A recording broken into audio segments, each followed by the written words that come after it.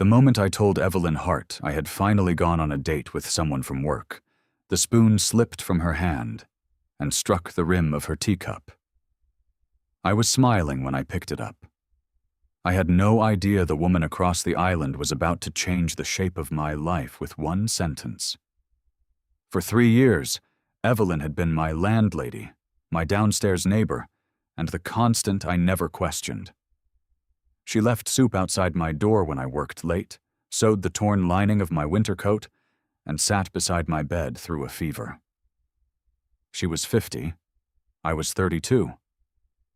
I had called all of it kindness, because kindness was safer than asking why she remembered every detail about me. Then she looked at the lipstick mark on my coffee cup, went pale, and said, "She'll never love you like I do." The room went so still I could hear the refrigerator motor click off. Before we discover what Evelyn had been hiding, and why my date was not what it seemed. Like, subscribe, and tell me, can love ever be equal when one person holds the keys to the other person's home? For a second, neither of us moved. Evelyn's kitchen had always felt like the safest room in Providence. The cabinets were painted a soft green she claimed was called sea glass, though I had never seen an ocean that color. Copper pans hung above the stove. A narrow shelf held cookbooks with flour in their spines, and the old radiator hissed beneath the window as if it had something urgent to contribute. That night, the room felt smaller than my upstairs studio. Evelyn reached for the spoon, missed it, and closed her hand around the edge of the counter instead. I shouldn't have said that. Her voice was low and controlled, which somehow made the words worse. "Daniel, I'm sorry." I stared at her.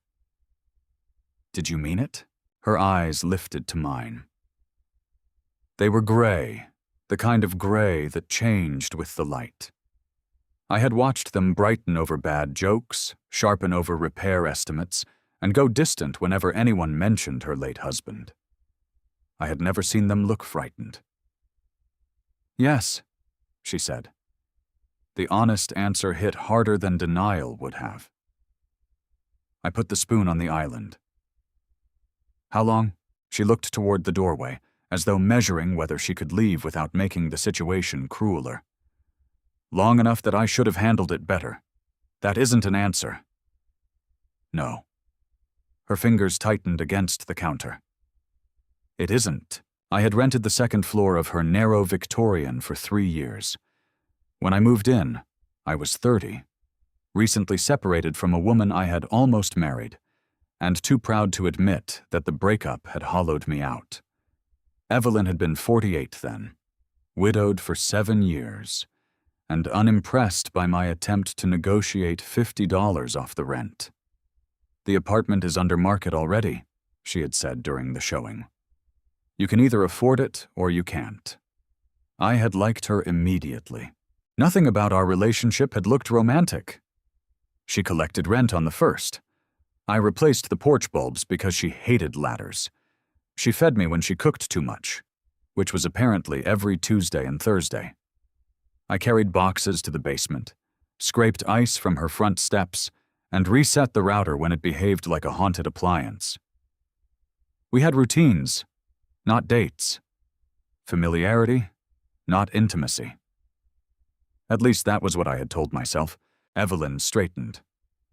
"Your lease is safe. Your rent will not change. I will put that in writing tonight. If my confession makes you uncomfortable, I'll release you from the lease, return your full deposit, and pay reasonable moving costs." I blinked. "You already thought through all that?" "I've thought through every reason not to tell you." The words landed between us with a tenderness I wasn't ready to receive. I stepped back from the island. "And still you said it because I went out with Natalie?" Her mouth tightened at the name. "I said it because I lost control for 5 seconds. Do you know her?" "No." The answer came too quickly. I had spent the evening with Natalie Brooks, a project manager at the architecture firm where I worked. She was smart, quick, and polished enough to make every restaurant host assume she had made the reservation. We had shared wine, argued about whether ugly buildings deserved preservation, and laughed when she confessed she judged people by the way they treated waiters. It had been the first date in 2 years that had not felt like an interview. I had come home hopeful. Now I was standing in Evelyn's kitchen wondering whether hope had made me blind twice in one night. "You looked like you recognized her name," I said. Evelyn glanced at the folded paper bag near my elbow. Natalie had sent me home with 2 pastries from the restaurant. Her business card sat on top because she had written the name of a building inside it that she wanted me to look up. Evelyn's gaze stopped there. Then the radiator above us made a sound like a hammer striking a pipe. A second later, water began dripping through the kitchen ceiling. The first drop hit the island. The second landed in Evelyn's tea. Then a brown seam opened across the plaster, and water poured down in a sheet. I ran for the basement shutoff while Evelyn dragged a stockpot under the leak. By the time I found the main valve behind 3 shelves of canned tomatoes, water was coming through the light fixture upstairs. "Don't touch the switch," I shouted, as I took the basement stairs 2 at a time. "I know what electricity is, Daniel." Even terrified, she could still sound offended. We killed the power to the kitchen, hauled towels from the laundry room, and spent the next 40 minutes trying to contain the damage. The burst pipe was in the wall between my bathroom and her kitchen ceiling. My apartment floor had become a shallow lake. Evelyn insisted I bring down anything that could be ruined, so I carried my laptop, work files, clothes, and a framed photograph of my mother into her dining room. The emergency plumber said he could arrive after midnight. Until then, there was nothing to do but wait. Evelyn lit 2 candles and set them on the dining table. Without the overhead lights, the house looked older. Shadows settled into the carved trim. Rain pressed softly against the windows, and the wet plaster above the kitchen made occasional ticking sounds. I brought down one final box and found Evelyn kneeling beside a stack of papers that had fallen from the sideboard when we pulled it away from the leak. She gathered them quickly, but not before I saw the logo on the top page. Harrow Development Group. It was the client behind the largest project my firm had pursued in years, a proposed mixed-use complex spanning 4 blocks on the west side. I had spent 6 weeks creating preliminary restoration studies for the buildings they claimed they wanted to preserve. Evelyn slid the paper beneath the others. "What is that?" I asked. "Nothing you need to deal with tonight. Your house is inside Harrow's proposed footprint." She rose slowly. I know. I looked from her to Natalie's business card, still sitting on the kitchen island beneath a glass bowl we had used to catch water. Natalie's title was printed under her name, Senior Development Liaison. A cold line moved down my back. "You said you didn't know her. I said I had never met her. That isn't what I asked." "No. It isn't." Evelyn closed her eyes for a moment. Harrow sent the first offer in August. Natalie Brooks signed 2 of the follow-up letters. My date replayed itself in fragments. Natalie asking how long I had lived in the neighborhood, whether my landlady planned to stay, whether the house had been updated. I had answered because the questions sounded personal. She had smiled when I said Evelyn would never sell. I had mistaken professional research for interest. "Did you know I was going out with her? Not until you showed me her picture before you left. And you said nothing. I couldn't tell you about the offer without telling you I had considered it." The word caught me. "Considered?" Evelyn placed the stack on the table. "I signed a letter of intent yesterday. The house seemed to tilt around me." "A letter of intent to sell?" "Yes." "What happens to my lease?" "The buyer would have to honor it for 60 days after closing." "I was going to give you more notice than that." "When?" "Tomorrow morning." I laughed once, because anger sometimes arrived in me wearing the wrong face. So tonight you tell me you love me, and tomorrow you tell me I'm losing my apartment. Her shoulders dropped as if I had struck exactly where she expected. That is why I never wanted the first sentence to exist. Then why did it? Because you came through that door happy about a woman who was using you to get information about my home. And for one selfish moment, I wanted you to know that someone saw you as more than an access point. You don't get to decide what Natalie feels. No, Evelyn said, and I don't get to decide what you feel. That is the entire problem. The plumber knocked before I could answer. The plumber's name was Gus, and he had the resigned expression of a man who had seen every possible way a house could betray its owner. He cut into the wall, replaced a corroded elbow joint, and informed us that the upstairs bathroom would be unusable for at least 2 days. "You got somewhere else to stay?" he asked me. Before I could answer, Evelyn said, "The guest room is made up." Gus looked between us, unaware that 4 words had just complicated the night further. "Good. Keep the water off until morning. I'll send a crew for the drywall." When he left, it was nearly 2. Evelyn handed me a clean towel and pointed towards the hall. "You can lock the guest room from inside," she said. "I'll stay out of your way. I'm not afraid of you. I would rather you be cautious than polite." That sentence stopped me. She had changed into an old gray sweatshirt while Gus worked. Her hair, usually pinned neatly at the nape of her neck, had come loose around her face. Without the armor of pressed blouses and dry humor, she looked exhausted and younger than 50, but not fragile. Evelyn had never been fragile. She had managed a mortgage, a house, and the grief of widowhood while running a small alterations shop out of the front room.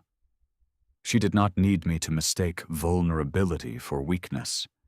"I need to understand something," I said. "Was any of it because you were my landlady?" Her face tightened. "Any of what?" "The food, the coat, staying with me when I was sick. The food was because you forget meals when you work. The coat was because you were going to a client meeting with the lining hanging out like a flag. The fever was because you were delirious and trying to answer emails. That sounds like an explanation, not an answer." She leaned against the hall table. "I did those things because I loved you. I hid why because I owned the roof over your head. Both are true." There it was again. No performance, no attempt to make the confession prettier. I thought of all the nights I had heard her moving below me, of the dinners I had accepted with a knock and a texted thank you, of the way she always found a reason to leave the room before I finished eating. I had treated her care like heat from a radiator. Comforting, reliable, and built into the house. "Why me?" I asked. A sad smile touched her mouth. "That question is never as flattering as people think." "I'm serious. So am I." She folded her arms. "You listened when I talked about more than the furnace. You fixed the loose porch rail without acting as if I owed you gratitude for using a screwdriver. You never called me brave for surviving my husband. You made me laugh on the anniversary of his death, and didn't apologize when you realized what day it was." I remembered that night. I had burned a frozen pizza, set off the smoke alarm, and found Evelyn crying with laughter in the kitchen while I waved a dish towel beneath the detector. I had not known the date until later. "You looked at me," she continued, "as if my life was still happening. Not as if the important part had ended." Her voice cracked on the final word, barely enough to hear. I wanted to cross the hall. I wanted to put my hands on her shoulders and tell her that nothing had ended. The impulse frightened me because it did not feel new. It felt recognized. Instead, I stayed where I was. "You should have told me about Harrow." "Yes. You should have told me about Natalie before I went." "Yes. and you should not have confessed while I was still your tenant. Her gaze held mine. No, I should not have. I nodded, though nothing inside me felt settled. In the morning, she said, I'll give you written notice and a release from the lease. You can decide where to stay while repairs are made. I will not ask you for an answer about anything else. She turned toward her bedroom. Evelyn. She stopped, but did not look back. Do you really believe Natalie could never love me like you do? Her hand rested on the doorframe. No, she said. I believe I had no right to make it a competition. Then she went inside and closed the door. I barely slept. At 7, I found an envelope pushed beneath the guest room door. Inside were 3 documents: a 30-day notice, a lease release effective immediately, and a check for my full security deposit plus $2,000 labeled relocation expenses. A handwritten note said, "Take only what is fair. Return the rest if you wish." The formality of it hurt more than another confession would have. Evelyn had already opened her alterations shop when I came downstairs.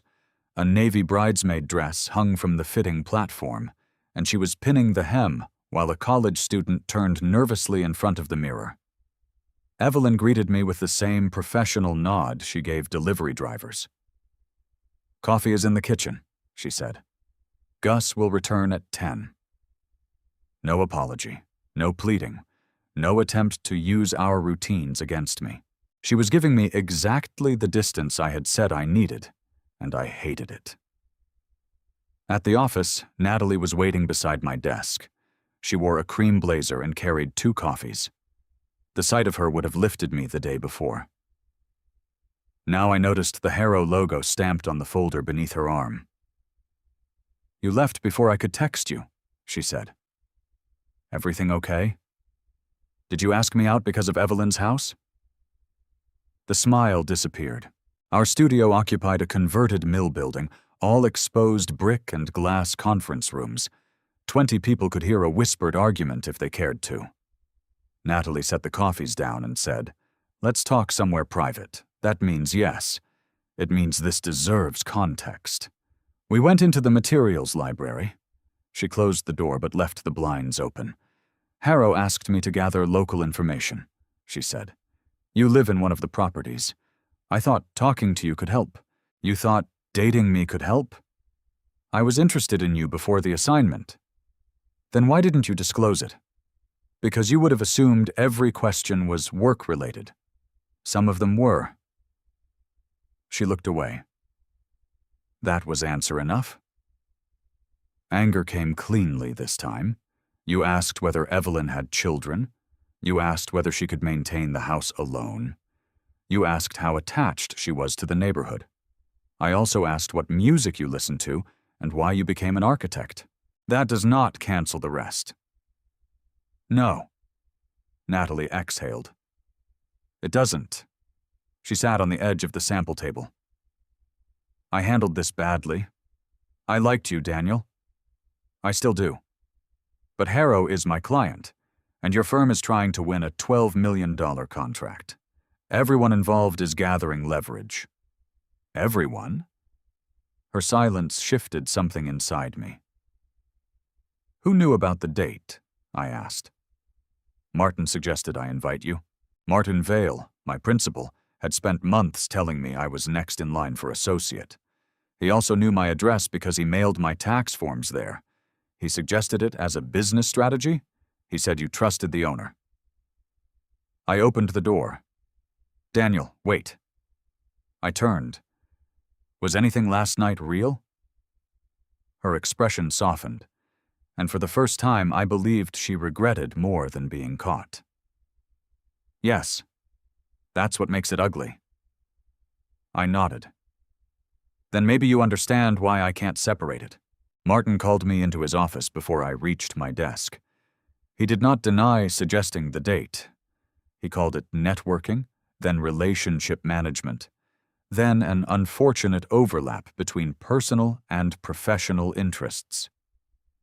"You're being emotional," he said at last. "My home is inside the acquisition area. It is your rental, not your home."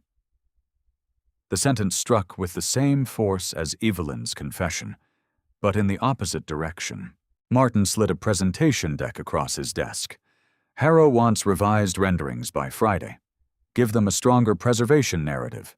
If this closes, your associate promotion is practically guaranteed." I looked at the cover image. Evelyn's house stood at the far left of the proposed complex, its porch digitally removed, its garden replaced by a loading lane. The caption read, "Existing structure to be evaluated for selective retention." Selective retention was the language developers used when demolition looked impolite in a slide deck. "Did Harrow tell Evelyn the house might be demolished?" I asked. Martin leaned back. "The seller is represented by counsel." "That isn't an answer. It is not your concern. For 3 years, I had lived beneath a roof I called temporary, while Evelyn treated my life as if it mattered. Now the people offering me a future at work expected me to help erase hers. I pushed the deck back. "I'm off the project." Martin's eyes narrowed. "That is not your decision. It is if I disclose a personal conflict. Think carefully. Careers are built on judgment. So are buildings." I stood. "And both collapse when the structure is dishonest." By noon, I had filed a formal conflict disclosure and been removed from the Harrow team. By 1, Martin had postponed my promotion review until emotions settled. By 2, I was sitting in my car outside Evelyn's house, with the relocation check folded in my pocket and no idea whether going inside would make anything better. A red Subaru pulled into the driveway before I moved. A woman about my age climbed out carrying an overnight bag and slammed the door hard enough to shake rain from the maple branches. She had Evelyn's eyes. "You're Daniel," she said. "You're Lydia." Evelyn's daughter lived in Chicago and visited twice a year, usually when I was away. We had exchanged holiday greetings over video calls, but this was the first time we had met in person. She looked me over with open suspicion.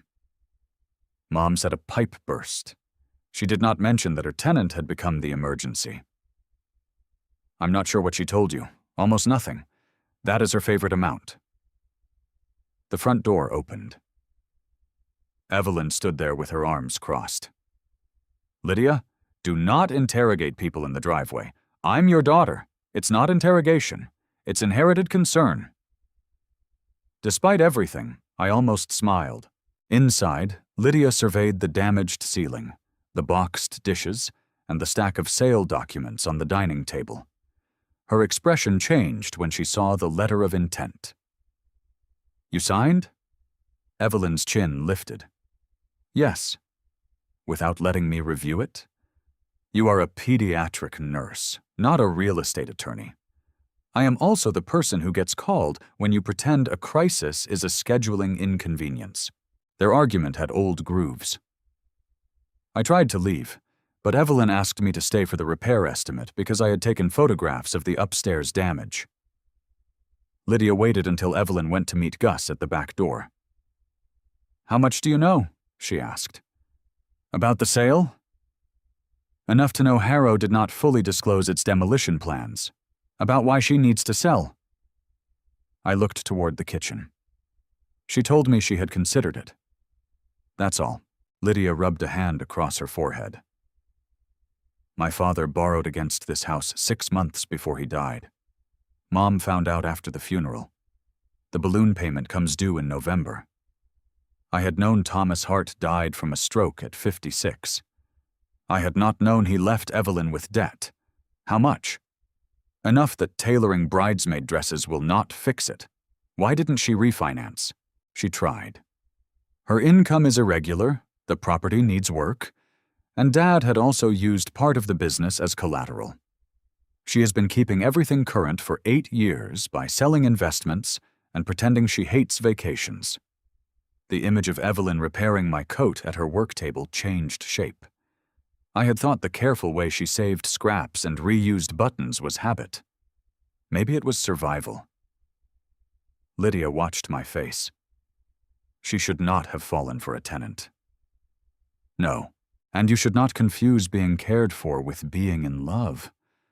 The words offended me because they touched a fear I had not named. I haven't said I'm in love with her. Good. Lydia's voice softened. My mother spent 24 years married to a man who made every financial decision and called it protection. She finally owns her choices, even the bad ones. Do not become another man who decides what is best for her because you think your feelings are nobler than hers. Evelyn returned before I could respond. Gus's estimate was worse than expected. The pipe damage had exposed old wiring, and repairs would take weeks, not days. Harrow's closing timeline suddenly became less like a choice and more like an exit. I can look at alternatives, I said. Historic tax credits, a preservation loan, maybe a buyer who would keep the structure. Evelyn's gaze cooled. I did not ask you to save the house. I'm offering information. You are offering a solution that keeps you involved. That isn't fair. No? She gestured towards the documents. Yesterday I was your landlady who cooked too much. Today I am a woman you think needs rescuing. Neither version asks what I want. What do you want? The question came out sharper than I intended. Evelyn looked around the dining room. Her wedding china sat boxed on the floor. Water stains spread across the ceiling. For the first time, I noticed there were no photographs of Thomas in the room, only one small frame on the piano. I want to stop maintaining a monument to a marriage that was lonely long before it ended, she said. I want a smaller place with level floors. I want to turn my alterations business into a teaching studio. I want to wake up without wondering what will break next. I had assumed the house was the life she needed protected. It was the life she was trying to leave. And you? She asked. Do you want me, or do you want the woman who always has soup waiting upstairs? I could not answer quickly enough. Pain flickered across her face, but she did not look away. That is why you need to move, she said. Not as punishment. Because neither of us can know the truth while your home, my money, and my feelings are tied together. I moved into a furnished apartment across town 9 days later. The place was clean, bright, and completely without history. The refrigerator made no strange sounds. The bathroom pipes behaved. No one knocked on my door with stew or reminded me to take an umbrella. I told myself the silence was healthy. Evelyn and I kept our contact practical. Repair schedules, mail forwarding, the inventory of items damaged by water. Every message began with my name and ended with hers, as if formality could cauterize everything between us. At work, Martin assigned me to parking garage renovations and removed me from client meetings. Natalie avoided my desk until Friday afternoon, when she left a flash drive beside my keyboard. What is this? I asked. The Harrow acquisition file. I'm not on the project. That is why you should see it. Her face looked tired. The letter of intent promises Evelyn a preservation review before demolition. The internal schedule lists abatement 3 weeks after closing. They have already selected a demolition contractor. Why are you giving me this? Because I told myself aggressive negotiation was not the same as deception. She swallowed. Then Martin wrote that dating you had produced useful seller intelligence. He put it in an email. The humiliation was immediate, but it did not last. What replaced it was colder. Does Evelyn know? No. If I send it directly, Harrow will call it retaliation after a failed acquisition. If you send it, they may claim you stole confidential files. Then we go through counsel. Natalie nodded. I have already scheduled a meeting with compliance. That was the moment she stopped being the villain in my version of the story. She had made a selfish choice. then a costly one. People were rarely only the worst thing they had done. I called Lydia, not Evelyn. Lydia connected us with a real estate attorney who confirmed that the demolition schedule materially contradicted Harrow's representations. Evelyn could walk away from the letter of intent, but Harrow might fight to keep her deposit and threaten legal costs. When I finally told Evelyn, she was silent for so long I checked whether the call had dropped. "You had no right to access confidential files," she said. "I didn't ask Natalie for them, but you used them to keep you from signing away the house under false terms." There it is again. What? You deciding the end justifies crossing the boundary? My frustration flared. They lied to you, and you still should have called me before involving Lydia and an attorney. She was right, which made my anger useless. "I'm sorry," I said. "I saw danger and moved before asking what you wanted." Her breathing softened slightly. "What do you want to do?" I asked. "I want the document sent to my attorney. I want you removed from every communication after that." The request hurt, but it was clear. "All right. And Daniel?" "Yes? I am grateful you found out." Her voice trembled once, then steadied. "Gratitude is not permission." "I understand." This time I did. Evelyn withdrew from the sale. Harrow threatened litigation, then backed down after Natalie's compliance report triggered an internal review. Martin called me disloyal. 2 days later, he fired me for ongoing disruption of client confidence. My attorney called it retaliation. I called it unemployment. I did not tell Evelyn. For 6 weeks, I sent resumes, met with lawyers, and learned how quickly professional certainty could vanish. A preservation nonprofit in Denver offered me a position with better pay and actual authority. I accepted verbally and planned to leave Rhode Island by the end of October. The night before I signed the contract, a package arrived at my apartment. Inside was my navy winter coat. Evelyn had repaired the water-damaged lining with dark red fabric. The stitches were so precise they looked printed. In one pocket, I found the relocation check I had returned to her. Across the memo line, she had written, "Not rent, not rescue. Yours because I chose to give it." Beneath it was a note. "Lydia told me about your job. I am sorry you paid a price for telling the truth. I will not ask you to stay. I only refuse to let silence pretend I feel less than I do." I read the note 3 times. Then I drove to the house. The front room was empty when I arrived.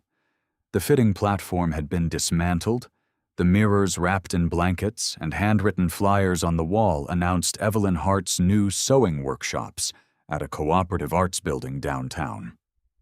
She had found the smaller life she wanted without waiting for anyone to build it for her. I heard voices in the backyard. Evelyn stood beneath the maple tree with Lydia and a gray-haired couple I recognized from the neighborhood association. A folding table held contracts, coffee, and a plate of lemon bars. When she saw me, she stopped mid-sentence. Lydia glanced at my coat and smiled, as if she had won a private argument. The couple had offered to buy the house through a community land trust. They planned to restore the upper apartment and keep both units affordable. The price was lower than Harrow's offer, but high enough to clear Thomas's debt and fund Evelyn's studio. "I sign Monday," she said after the others left. "You did it." "I asked for help," she corrected. "There is a difference." "Yes, there is." We stood several feet apart. The porch light came on behind her, triggered by dusk. I had replaced that sensor twice and cursed it both times. Now the ordinary glow made my chest ache. "I'm leaving for Denver," I said. Evelyn's face changed, but she did not ask me to reconsider. "When?" 3 weeks. That is a good opportunity. It is." She nodded once. "Then I'm glad." The answer was generous, mature, and unbearable. I haven't signed yet. Her eyes narrowed. Daniel, do not turn down your future to prove something to me. I'm not. I stepped closer. I spent the last month trying to figure out whether I loved you or merely loved being cared for. Then I lost the house, the routines, the meals, and the job. You were no longer responsible for any part of my life. And I still reached for my phone every time something happened because you were the person I wanted to tell. She did not move. I wanted to tell you when I was scared, I continued. I wanted to hear you say Martin was a pompous ass. I wanted to know whether you sold the house, whether your students liked you, whether you remembered to eat while you were sewing. I did not miss what you did for me. I missed you. Her mouth trembled. That still doesn't mean you should stay. No, so I made a choice that exists without you. I took a folded letter from my pocket. The Rhode Island Preservation Trust offered me a position this morning. Less money than Denver. Better work. I applied before your coat arrived because I realized I wanted to build a life here, near my mother's grave, my friends, and the neighborhoods I actually care about. Evelyn looked at the letter but did not take it. And us? She asked. We start with dinner. Her eyebrows rose. Not upstairs, not downstairs, not in a house you own. I pick you up at your new apartment. You can say no without affecting my rent, my deposit, my job, or where I sleep. A tear slipped down her cheek. She brushed it away, almost annoyed. You make that sound very unromantic. I'm trying to make it safe enough to be romantic. That earned the laugh I had missed for 6 weeks. I moved one step closer. Evelyn Hart, would you go to dinner with me Friday night? She studied me with the same directness she had used the day she showed me the apartment. Are you asking because you think no one will ever love you like I do? No. Good. Her voice softened. Because I don't need to love you more than someone else. I need you to choose me when you are free to choose anyone. I am. And I need the freedom to change my mind. You have it, and no moving in together for at least a year. I smiled. That sounds suspiciously like a yes. It is a yes with excellent terms. I held out my hand. She looked at it, then placed hers in mine. The first touch was not dramatic. No rain began. No music rose from the neighboring yard. Her fingers were warm and slightly rough from years of needles, pins, and fabric. The simplicity of it made everything else fall away. I lifted her hand and kissed her knuckles. Friday, she said. Friday. She leaned forward and kissed me once, gently, giving me enough time to step back. I didn't. 1 year later, Evelyn still did not live with me. She had a sunlit apartment above her sewing studio, with an elevator, level floors, and no pipes older than either of us.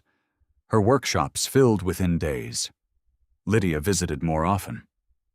The old house became home to a retired teacher downstairs and a young couple upstairs who complained affectionately about the radiator.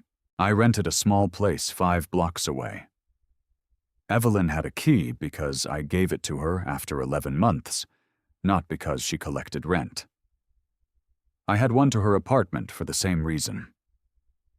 On the anniversary of our first real date, I came home late from a community meeting and found a covered dish outside my door. For one startled second, the old ache returned. Then the doorbell rang. Evelyn stood in the hallway holding 2 forks. I am not leaving food and disappearing anymore, she said. That was emotionally inefficient. I laughed and let her in. She had made the same chicken stew she used to leave upstairs, but now we ate it together at my table. Halfway through dinner, I noticed a loose thread at the cuff of my navy coat hanging by the door. Evelyn followed my gaze. Do not even think about asking me to fix that tonight. I wouldn't dare. You absolutely would. I reached across the table. Stay anyway? She placed her hand in mine.